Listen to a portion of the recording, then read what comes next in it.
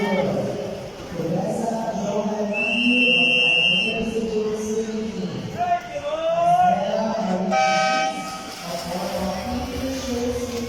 is Heat 1 of event number 9, boys, 9 to 10, 50-meter backstroke. On main 2, Australian ace of Academia Delta Fidelis.